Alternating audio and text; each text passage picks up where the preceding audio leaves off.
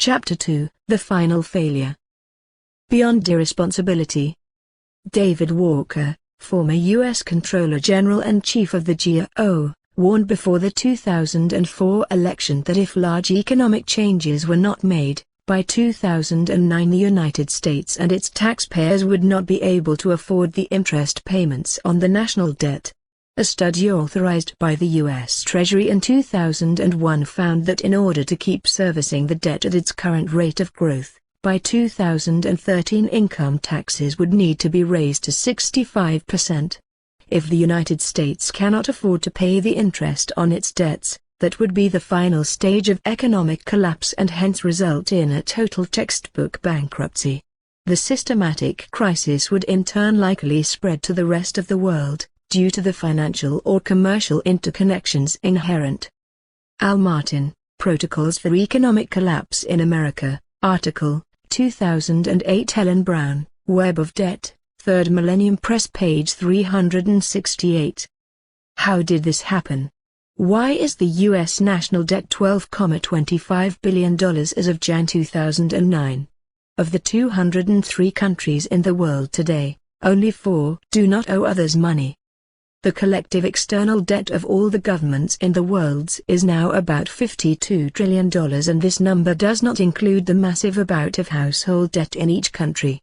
The whole world is basically bankrupt. But how? How can the world as a whole owe money to itself? Obviously, it's all nonsense. There is no such thing as money. There are only planetary resources, human labor and human ingenuity. The monetary system is nothing more than a game. And an outdated and dysfunctional one at that. Those in positions of social power alter the rules of the game, at will.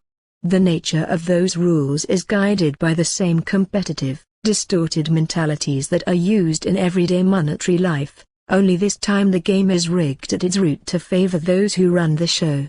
For example, if you have $1 million and put it into a CD at 5% interest, you are going to generate $50,000 a year simply for that deposit. You are making money off of money itself. Paper being made from other paper. Nothing more, no invention, no contribution to society, no nothing. That being denoted, if you are a lower to middle class person, who is limited in funds, and must get interest-based loans to buy your home or use credit cards, then you are paying interest to the bank, which the bank is then using, in theory, to pay the person's return with the 5% CD. Not only is this equation outrageously offensive due to the use of usury, interest, to steal from the poor and give to the rich, but it also perpetuates class stratification by its very design, keeping the lower classes poor, under the constant burden of debt, while keeping the upper classes rich, with the means to turn excess money into more money, with no labor. That reality aside, there are other games in the system which have worked for decades, but are just now starting to bloom into the inevitable mathematic disasters that should have been anticipated 100 years ago. The boom and bust cycle, also known as the business cycle. Surface definitions of the business cycle typically read, the recurring fluctuations in economic activity consisting of recession and recovery and growth and decline. However, this says nothing about the cause of the fluctuation. While there are various theories on the cause, it seems most economists tend to shy away from the elephant in the living room. And that is the powerful effect monetary contraction, money removed, and expansion, new money added, have on a business cycle. When money is added to the money supply, that money is then typically put to use for some reason. Very often these reasons include starting a business, buying a home, investing in the stock market, etc. This application of money often translates into so-called economic growth. Credit expansion, in the form of personal and business loans, is really the hidden force behind economic growth. This is basically the boom period of the boom and bust cycle. If you examine prior trends of economic expansion in the United States, you will find a lockstep correlation to the expansion of credit.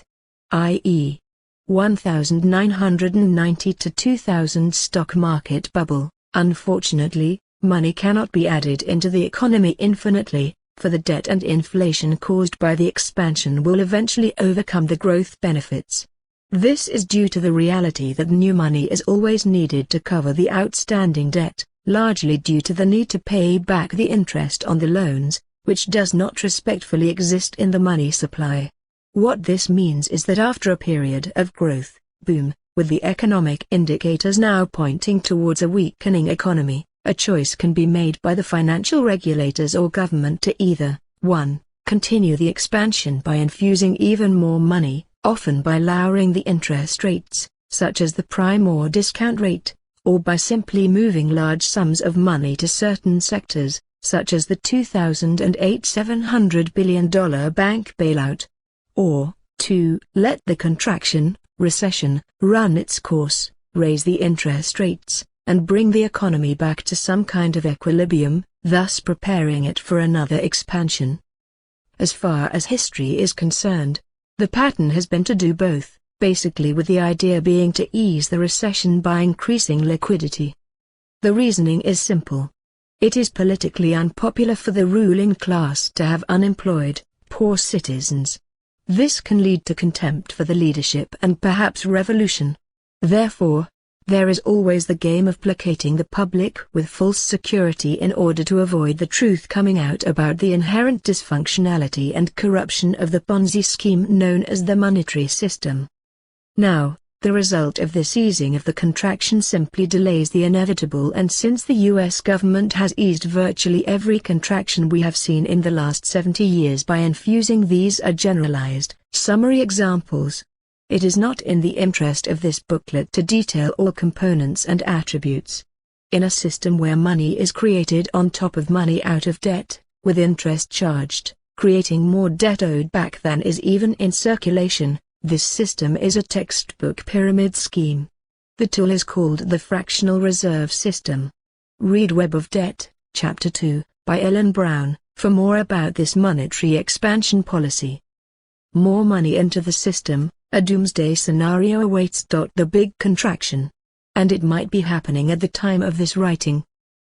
But considering that money has always been strategically injected into the system when contraction occurs, the mean path is actually ascending. As of March 2006, the US government stopped reporting the total amount of money in the economy in virtually all forms. What is the reason for this? They don't want the public to realize how much money is being pumped into the system. Regardless of the discontinued reporting by the Fed, secular economists have been able to track the components independently, and what has been noticed is that since 2006, the total money has grown from about 10 trillion to 14.5 trillion by the end of 2008, a near 50% increase in less than 3 years. How far can we go? At this rate, by 2015, the money supply will be about $30 trillion. Now, just because money is being pumped into the system does not always mean economic expansion is occurring. This is a critical point. For instance, one of the hallmark indicators of economic expansion is the creation of jobs. A component which takes into account those non-working Americans who are not currently counted as unemployed simply because the period of acknowledgement has ended.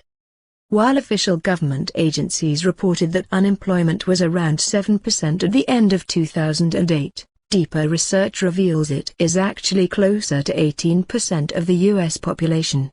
More on the reasons for this reality will be addressed in the next section. The ultimate outsource, but for now let's simply use this information to understand that the current infusion of money into the money supply is not having an effect in the current financial crisis. As noted earlier, money cannot be added into the economy infinitely, for the debt and inflation caused by the expansion will eventually overcome the growth benefits. This is what is now happening, and no intervention, bailout, to ease this crisis is likely to work. The SGS alternate unemployment rate reflects current unemployment reporting methodology adjusted for SGS estimated discouraged workers to find a way during the Clinton administration added to the existing BLS estimates of level U6 unemployment. Why? Mainly because the debt levels are too high. Total debt of the U.S. government plus its citizens was about $53 billion in 2007. This is insane when you realize that in 2007 the total U.S. money supply was only about $12 billion. Are we going to now inject over $40 trillion into the U.S. economy to cover this? No, because not only would this create trillions in new debt, it would likely cause hyperinflation on a grand scale. From a different angle, the GDP of the U.S. in 2007 was only about $14 trillion. Right now, 2009, it is deflation and inflation, occurring at the same time, with deflation, in the form of contraction, winning. Money is vanishing faster than it can be put in, to put it loosely. While the system itself sets up this inevitability on its own, the chain of events for the current collapse seem to start with the rampant speculative bubble in the housing market. Once that crashed, the derivatives market, which is holding values that exceed the GDP of the entire planet many times over, which gambled on those home mortgages, became toxic due to the foreclosures. This triggered the failure of the investment banks, along with the failure of the commercial banks following, which leads to the failure of corporations that require credit, inevitably arriving at the laying off of the workforce itself. This systemic crisis is global, due to the international nature of the financial markets, which is why the countries in the Western world are now seeing similar economic problems as America. However, please note that even though it seems as though the housing bubble and predatory loans are to blame for this crisis, they really aren't. This failure would have occurred one way or another due to the very nature of the economic system. However, the incredible irresponsibility involved in managing this already detrimental system has greatly exaggerated and accelerated the severity of pending collapse, making the future look very grim if this false structure, known as the monetary system, is to be maintained. The ultimate outsource. Everything described in the preceding section is of great importance in terms of understanding where we are and where we are going within this economic structure. Please note this information is just as relevant to non-Americans as it is to Americans, for the world shares the same basic system and is tightly interlinked. Now, in response to these problems, very often people suggest monetary reform as the solution. These suggestions often consist of going back to the gold standard, outlawing interest, shutting down the Federal Reserve and giving the power of printing money to the government and letting the government distribute it debt-free, etc. While these reforms and others all pose logical merits, they do not recognize an unstoppable phenomenon that has accelerated since the early 20th century, which has greatly impacted the labor force since, the replacement of human labor with machines. At the core of the economic system itself is the mechanism of labor for income. Our entire economic system is based on human beings selling their labor as a commodity in the open market. If humans do not have the option to work for a living, then the monetary system as we know it is over. No one can buy goods if they don't earn money. Companies cannot afford to produce if the consumer has no purchasing power. This issue overrides everything that has previously been discussed in this chapter. As John Maynard Keynes, in The General Theory of Unemployment, Interest and Money disdainfully points out, we are being afflicted with a new disease of which some readers may not yet have heard the name, but of which they will hear a great deal in the years to come, namely technological unemployment. This means unemployment due to our discovery of means of economizing the use of labor outrunning the pace at which we can find new uses for labor. While politicians, business leaders and labor leaders bicker over issues they claim are responsible for the growing unemployment in the world, such as foreign company outsourcing or immigrant labor, the real cause is going unaddressed in the public debate. Technological unemployment. In the words of Nobel laureate economist Wassily Leontief, the role of humans as the most important factor of production is bound to diminish in the same way that the role of horses in agricultural production was first diminished and then eliminated by the introduction of tractors. Since market capitalism is built upon the logic of reducing input costs, including the costs of labor, to increase profits, the inclination to replace human labor whenever possible by machine automation is a natural progression of industry. After all, A machine doesn't need to take breaks, it doesn't require health insurance or benefits, and it isn't a part of a demanding labor union. A simple glance at U.S. historical labor statistics by sector shows the pattern of machine automation replacing human labor definitively. In the agricultural sector, almost all traditional workflow is now done by machine. In 1949, machines did 6% of the cotton picking in the South. By 1972, 100% of the cotton picking was done by machines. When automation hit the U.S. manufacturing sector in the 1950s, 1.6 million blue-collar jobs were lost in 9 years. In 1860, 60% of America worked in agriculture, while today it is less than 3%. In 1950, 33% of us workers worked in manufacturing, while by 2002 there was only 10%. 24 The U.S. steel industry, from 1982 to 2002 increased production from 75 m tons to 120 m tons, while steel workers went from 289,000 to 74,000. In 2003, Alliance Capital did a study of the world's largest 20 economies at that time, ranging from the period of 1995 to 2002, finding that 31 million manufacturing jobs were lost, while production rose by 30%. This pattern of increasing productivity and profit, coupled with decreasing employment, is a new and powerful phenomenon, with no changes in sight. So, where have those jobs gone? The service sector. While from 1950 to 2002, the percentage of Americans employed in the service industries went from 59% to 82%. For the last 50 years, the service sector has been absorbing the job losses from agriculture and manufacturing. Unfortunately, this pattern is slowing fast as computerized automation takes hold.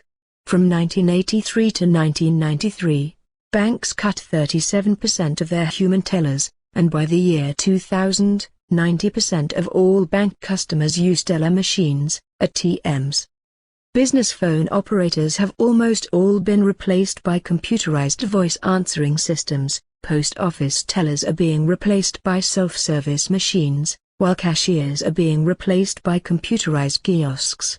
McDonald's, for example, has been talking about full automation of its restaurants for many years now, introducing kiosks to replace the front-of-house staff, while using automated cooking tools, such as burger flippers, for the back-of-house staff. The fact that they haven't done so is likely a public relations issue, for they know how many jobs would be cut in the event they did automate. There isn't one area of the service industry that isn't being affected by computerized automation.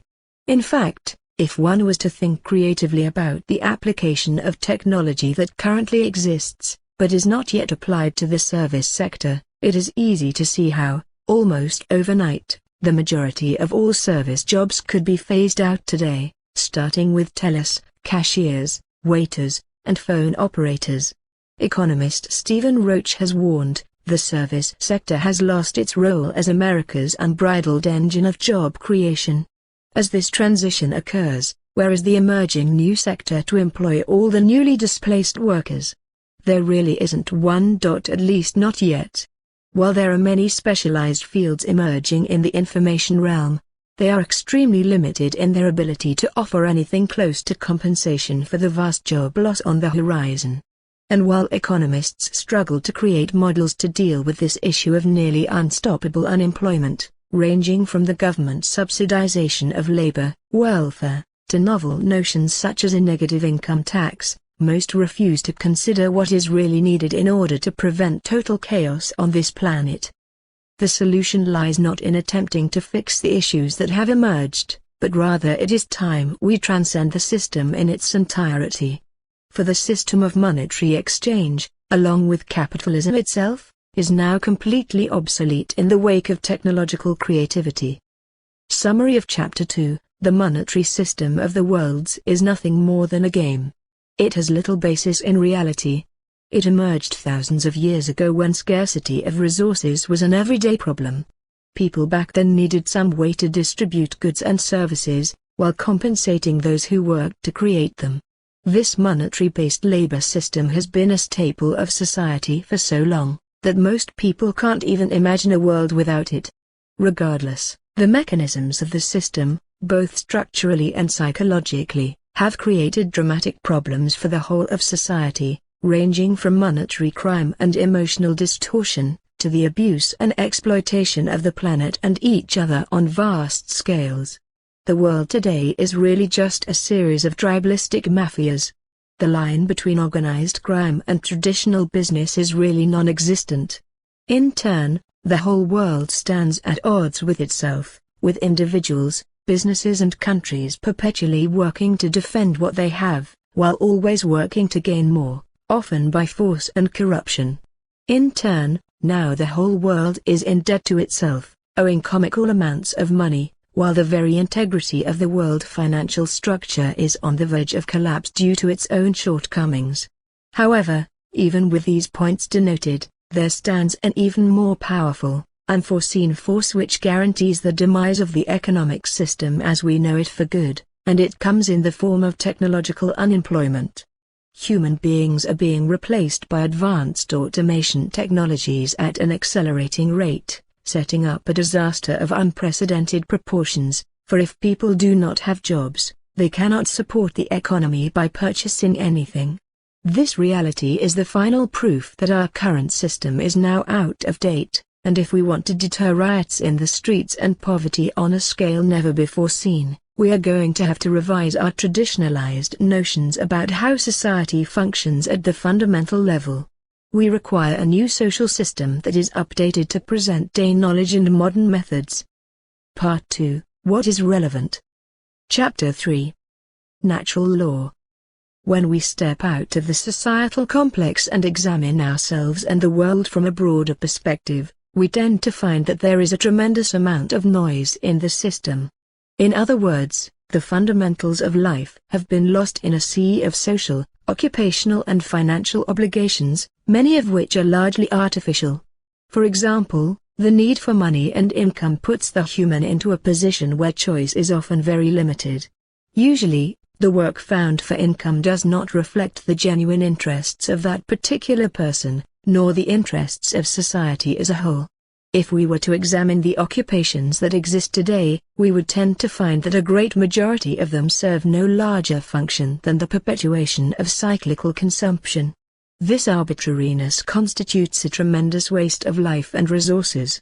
For instance, a person who sells insurance is participating in an occupation that is only relevant to the inner workings of the monetary system, and has no basis in nature in regard to a real contribution to society. The same goes for stockbrokers, traders and anything else that deals with the financial sector. These are arbitrary, vain roles that contribute nothing real to society in the long term. While it will be argued that the role they serve affects people on a day-to-day basis within the economic system, it is time we really step back and begin to focus our efforts on social issues that are actually relevant to social progress, as opposed to arbitrary jobs conjured up to extract wealth from each other. This is a waste of life. Consequently, the entire educational system in the modern day is nothing more than a cookie-cutter processing plant that prepares humans for mostly predefined occupational roles. This element of human life has become so traditionally ingrained, that many falsely consider the nature of having a job some form of human instinct. Even parents will ask their kids, "What do you want to be when you grow up?" as though there was only one thing. This is disturbing and a violation of human potential. Now, for the sake of argument, let's forget about the current modes of conduct in society and consider what is actually real. Let's pose the question, what are the near-empirical facets of nature and what do these understandings teach us about how we should govern our conduct on this planet? Natural Law 1. Every human needs adequate nutrition, clean air and clean water and therefore must respect the symbiotic environmental processes inherent. Firstly, about 40% of the deaths worldwide are now caused by water, air and soil pollution. This is a staggering percentage. How can society take itself seriously when we can't even keep our most vital life-supporting natural resources and processes in good form? Why are many so-called scientists today working on esoteric interests like black holes, quantum fields and terraforming other planets, when we can't even take care of ourselves yet? The fact is, most humans do not understand or consider the interconnectivity of nature and the chain of processes by which our food, air and water currently come about. However, if we examine and learn from these processes, a logical train of reasoning, coupled with suggestive inference, will guide us to more appropriate human behaviors that will help fulfill our needs. For example, water and air are naturally abundant planetary resources that only require that we, the human population, maintain them and preserve their sources. Sadly, our impulsive, narrow-sighted profit system has seen to it that usable water is now approaching crisis scarcity, for industry continues to pollute the system at every turn. Air, on the other hand, while still very abundant overall, has been heavily polluted in areas of high human concentration, to the effect where in Asia many wear face masks when they walk around. Of course, polluted air and water lead to countless other problems. In the United States alone, about 3 million tons of toxic chemicals are released into the environment a year, contributing to birth defects, immune system disorders, cancer and many other serious health problems. In turn, even the source processes of our air and water are being compromised. From acid rain to deforestation, we are seeing a continual breakdown of what used to be a natural, clean abundance. In regard to food production, we must first note that industry today goes out of its way to produce the cheapest, most competitive food, while consequently sacrificing nutritional health. For example, a great majority of foods today have what is called high fructose corn syrup. This cheap replacement for cane sugar has been proven to increase the risk of diabetes and other health problems substantially. Why do we have it? Because it is profitable and the public, always being cost-conscious, buys it because it is more affordable. The symbiotic relationship of natural processes has a built-in frame of reference, which is accessible by understanding how the world actually works, via scientific investigation. Our behavior should be guided by the priority of seeking the highest optimization of circumstances that preserve and maximize the abundance and quality of our necessities of life. Sadly, this is not happening. The fact is, our sustainability is under severe threat by the current methods we are using. The monetary system continues to operate with the interest of short-term gain, ignoring the long-term destruction. As natural law denotes, we need high-quality air, food and water to live. Therefore, we must overcome any systems which disturb, or create the propensity to disturb, the symbiotic environmental processes which keep our basic needs in order.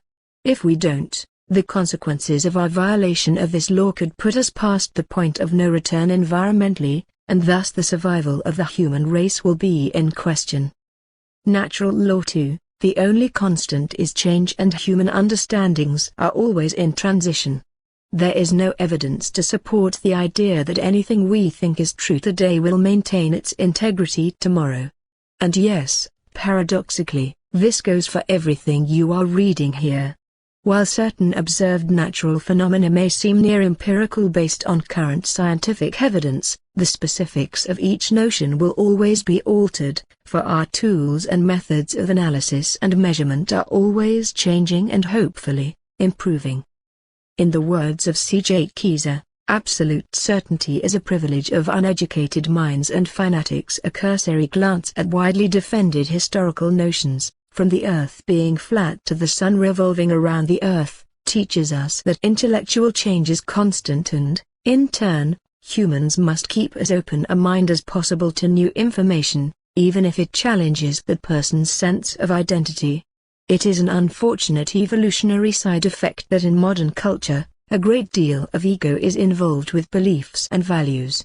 Religion, for example, tends to hold tight to static worldviews that often reflect an understanding of reality that stretches back thousands of years prior. Due to the very construct of many religious ideas, which tend to threaten metaphysical consequences, heaven or hell, for those who contradict its teachings. Many people in the world today maintain these worldviews out of fear, rejecting new information that could help them in their lives, not to mention society itself. Of course, religion is far from alone in this, for it seems most humans tend to want to believe that what they find right and true is empirically correct.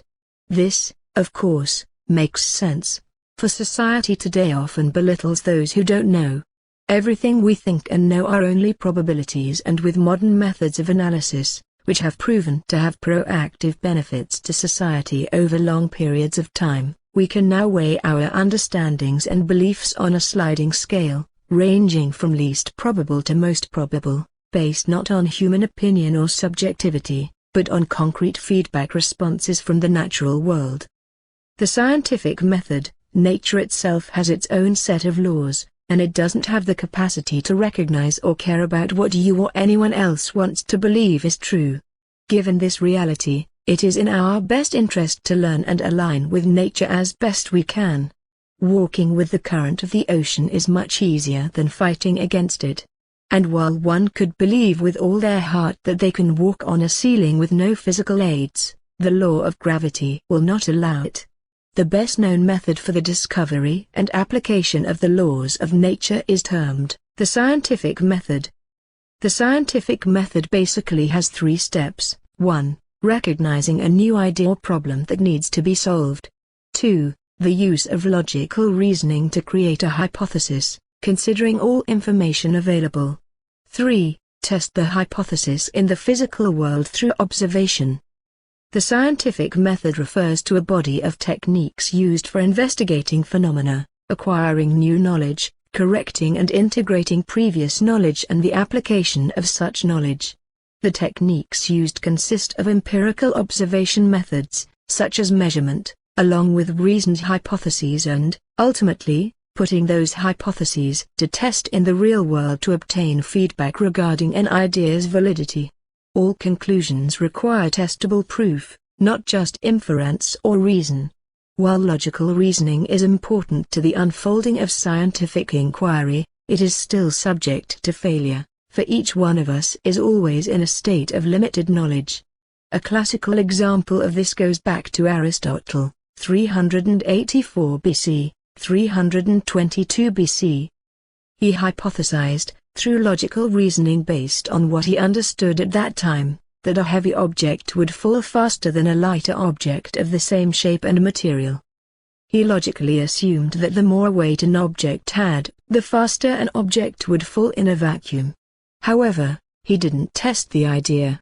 Because of this failure to properly use the scientific method, the world had to wait 2,000 more years, for when Galileo finally tested Aristotle's hypothesis. He found Aristotle to be wrong. Weight does not determine the rate at which an object falls in a vacuum.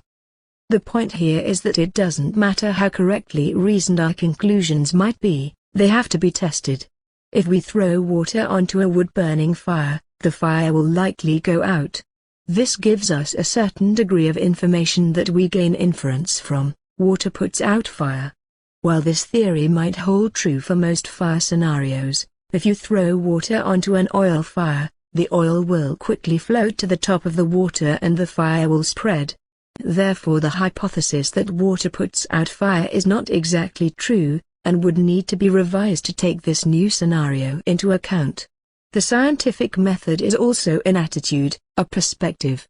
No matter how right something may seem, we are going to check it out by observational testing and actually see if it holds validity.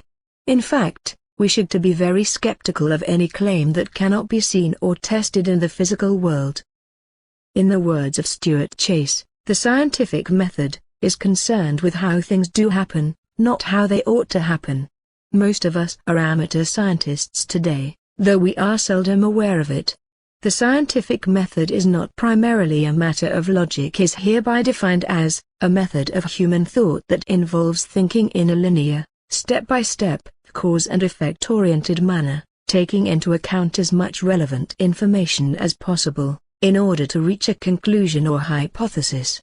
Laboratories and atom smashers or even meter sticks, It is a way of looking at things, a way of gathering from the world outside knowledge which will stay put, and not go wandering off like the wickets in Alice's croquet game. The scientific method of inquiry is what has allowed the human species to gain comprehension of themselves and the physical world. For better or for worse, it is what's behind virtually every advancement that has improved the lives of the human species.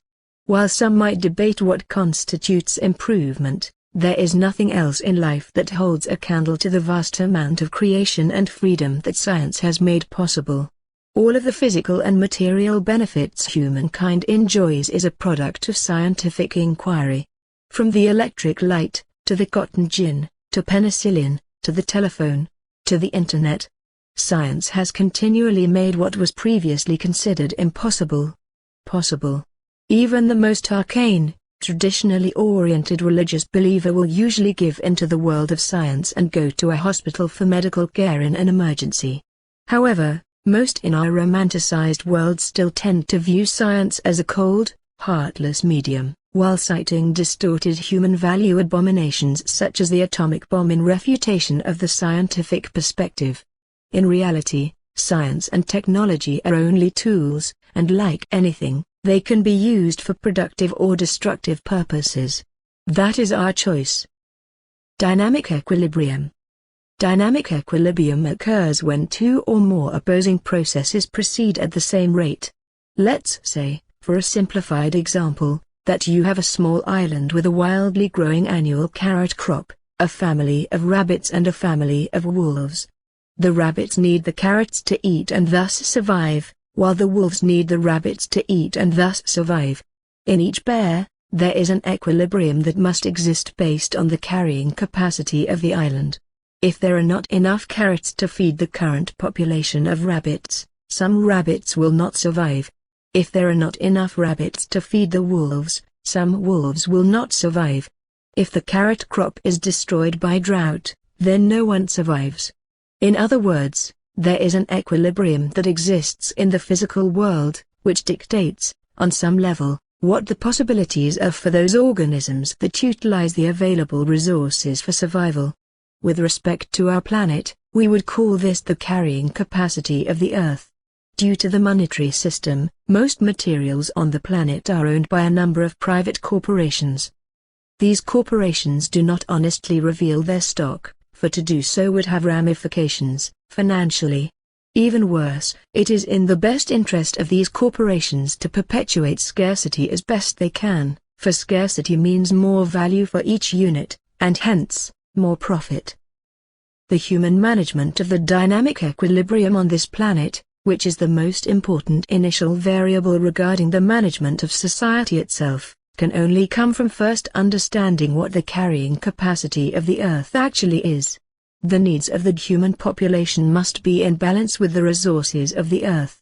That being said, what do we know and what can we infer about the planetary sources available?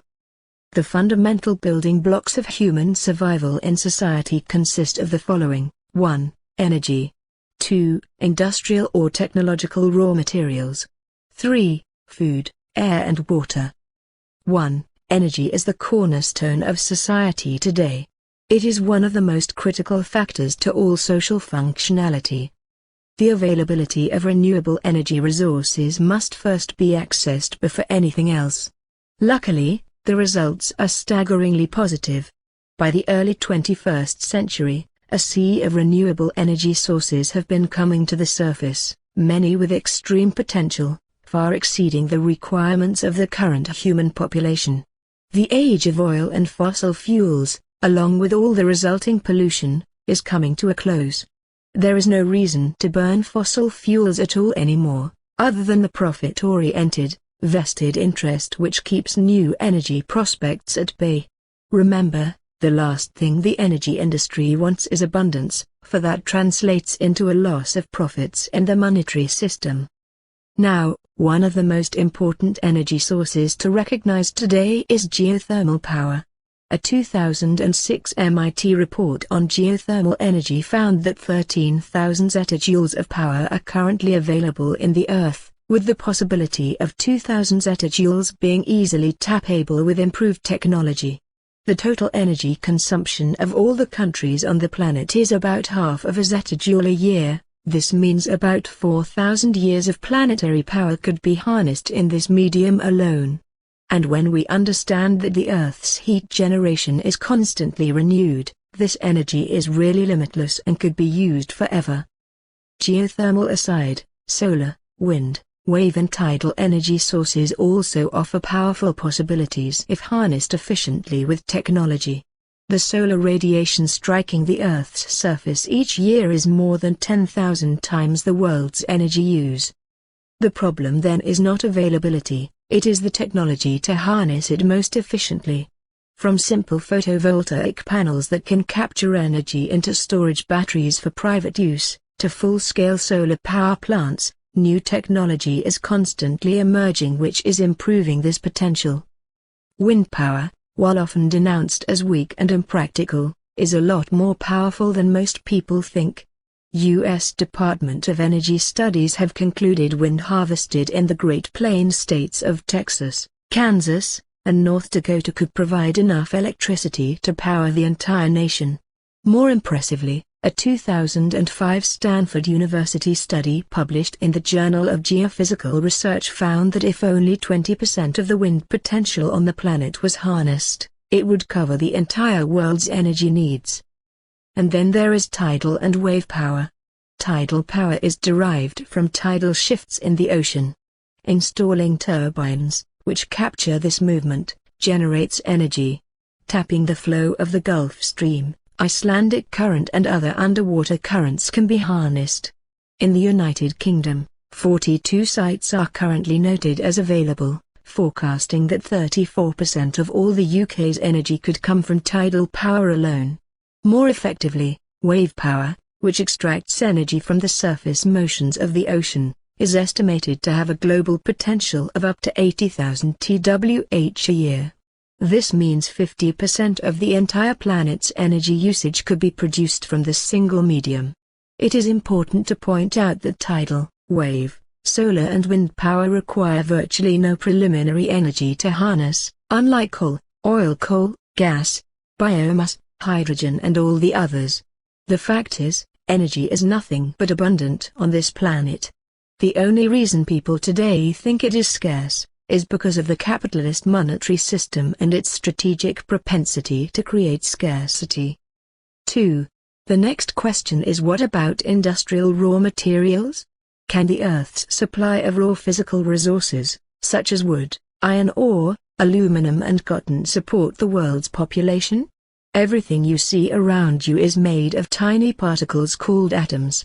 There are many different types of atoms, each with a special combination of protons, neutrons and electrons. These different types of atoms are called elements.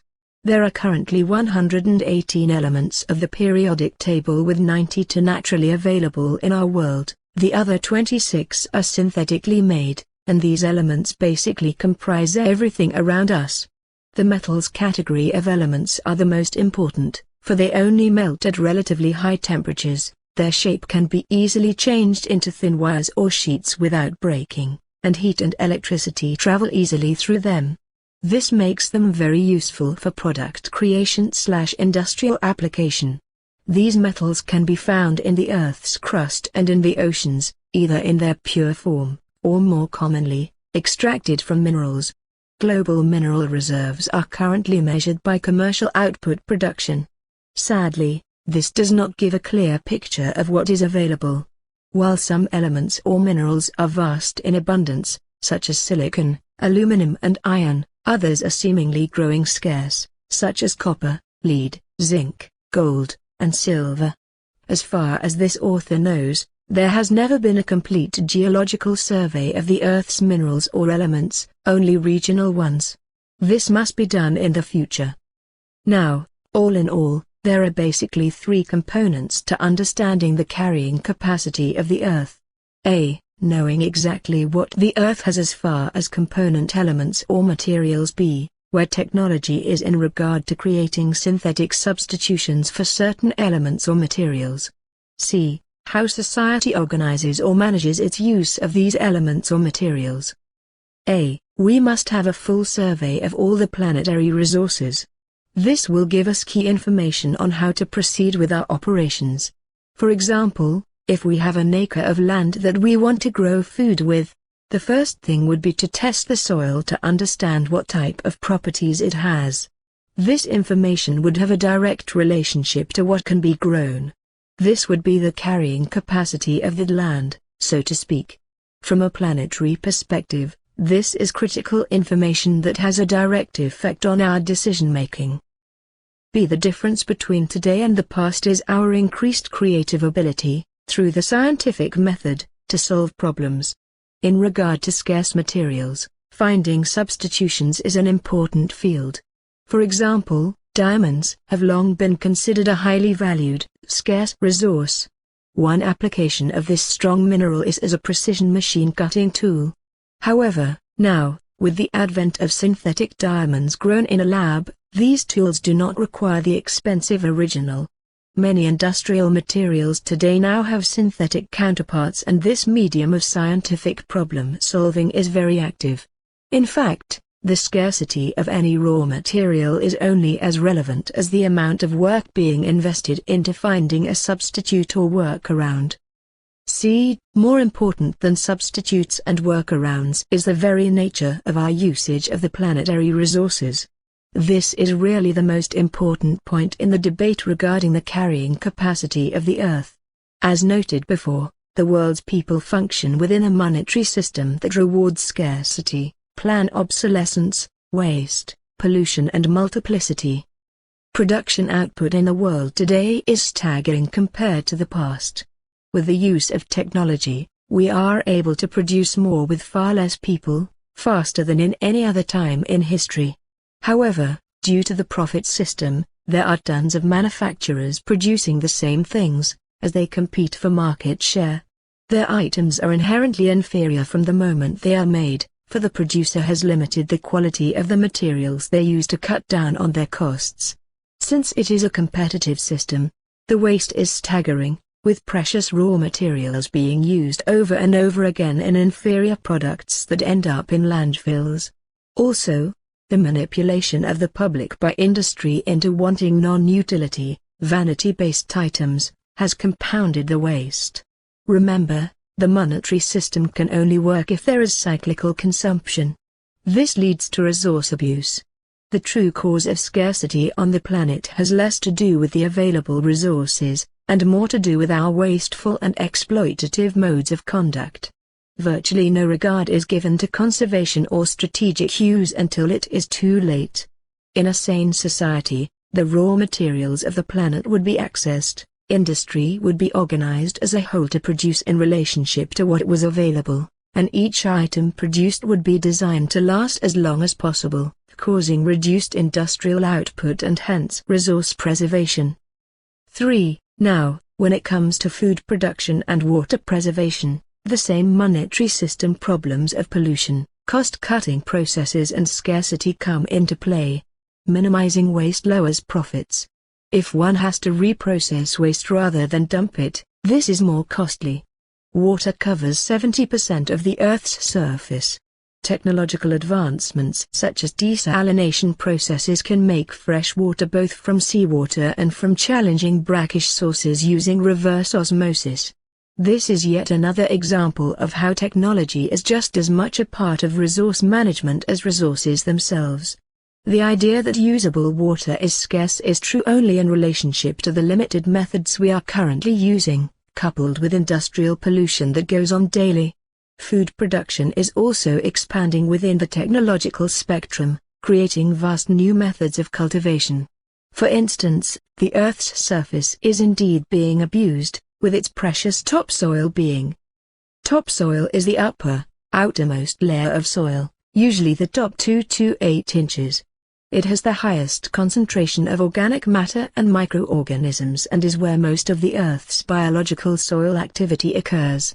Plants generally concentrate their roots in and obtain most of their nutrients from this layer. Corrupted by indifferent agricultural methods.